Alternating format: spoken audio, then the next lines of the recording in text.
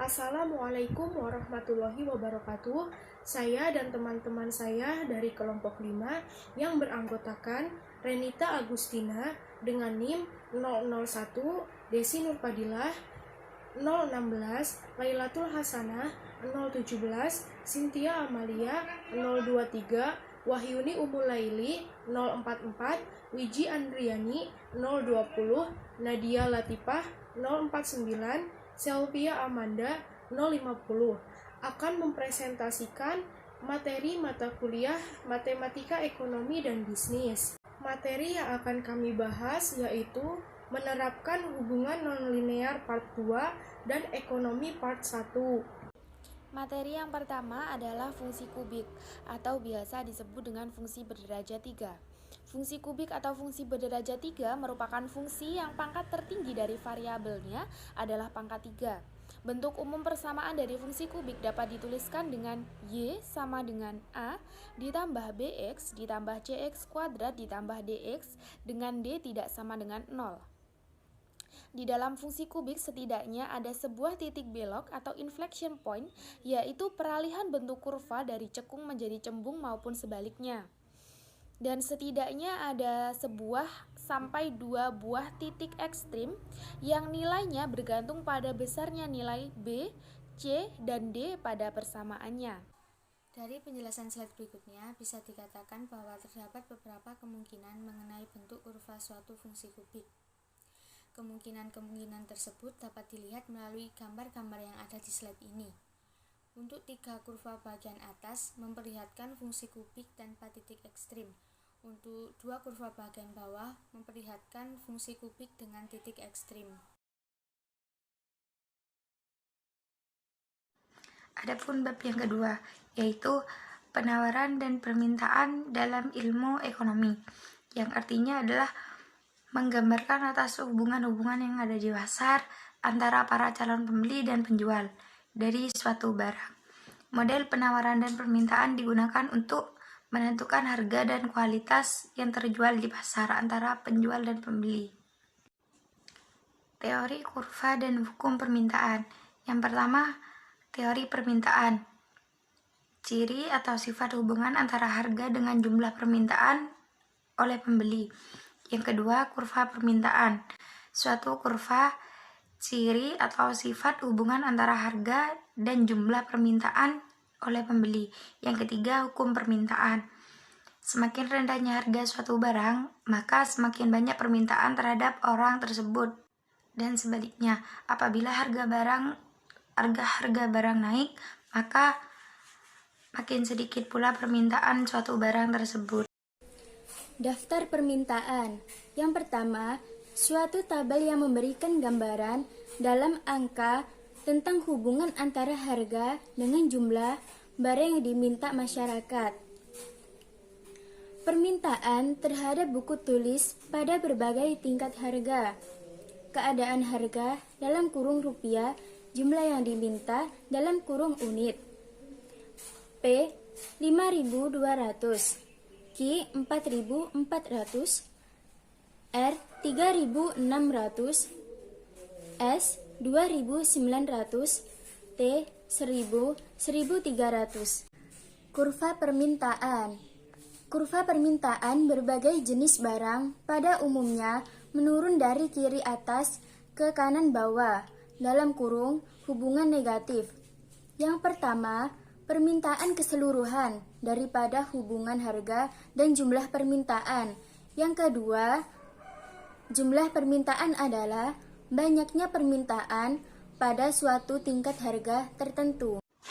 Adapun faktor-faktor yang mempengaruhi permintaan itu ada 7. 1. Harga barang itu sendiri. Yang kedua, harga barang lain yang terkait. Yang ketiga, pendapatan masyarakat. Yang keempat, corak distribusi pendapatan dalam masyarakat. Yang kelima, cita rasa atau selera masyarakat. Yang keenam, jumlah penduduk.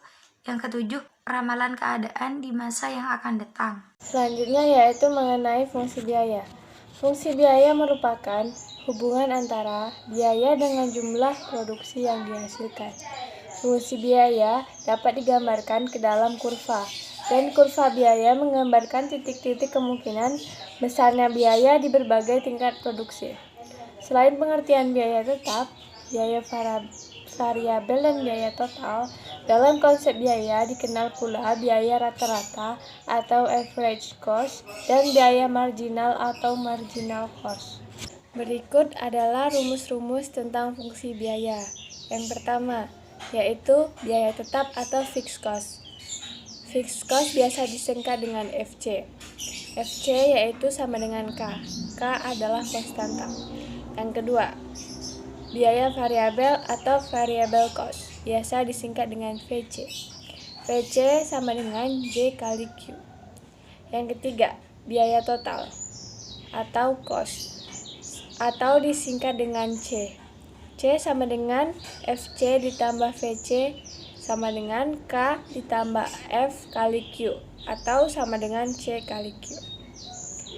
Yang keempat, yaitu biaya tetap rata-rata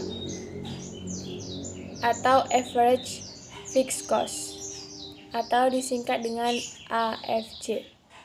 AFC sama dengan FC per Q. Yang kelima, yaitu biaya variabel rata-rata atau average variable cost atau biasa disingkat dengan AVC. AVC sama dengan VC per Q. Yang keenam, atau biaya rata-rata, yaitu average cost atau biasa disingkat dengan AC. AC sama dengan C per Q sama dengan AFC ditambah AVC. Yang ketujuh, biaya marginal atau marginal cost biasa disingkat dengan MC. MC sama dengan delta C per delta Q. Keterangan C sama dengan biaya total, A sama dengan average atau rata-rata, M sama dengan marginal atau marginal. Bentuk nonlinear dari fungsi biaya pada umumnya berupa 1.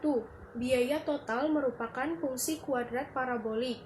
AFC sama dengan FC per Q sama dengan C per Q.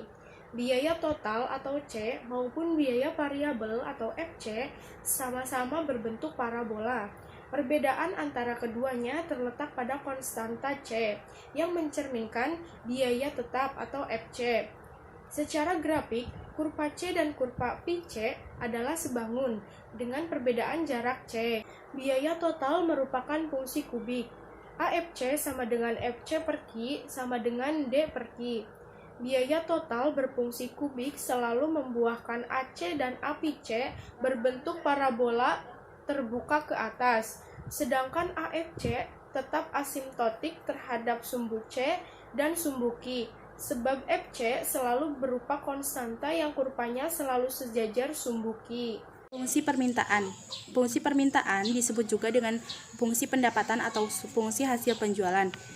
Dilambangkan dengan R revenue atau TR total revenue. Fungsi permintaan merupakan hasil output dari R sama dengan FQ dengan Q sama dengan jumlah produk yang terjual. Fungsi permintaan merupakan hasil kali antara harga jual per unit dengan jumlah barang yang diproduksi dan laku dijual. Jika P adalah harga jual per unit, maka R sama dengan P kali Q dengan P sama dengan harga jual per unit, Q sama dengan jumlah produk yang dijual, dan R sama dengan total permintaan. Macam-macam penerimaan. 1. Penerimaan total, total revenue atau TR. Penerimaan total merupakan fungsi dari jumlah barang, yaitu hasil kali antara jumlah barang yang dihasilkan atau terjual dengan harga barang per unit. Rumusnya R sama dengan FQ sama dengan Q kali P. Yang kedua, penerimaan rata-rata atau average revenue AR. Penerimaan rata-rata adalah penerimaan yang diperoleh dari setiap unit output, yaitu hasil penerimaan total dibagi jumlah barang yang terjual, AR atau RQ. Yang ketiga ada penerimaan marginal atau marginal revenue, MR.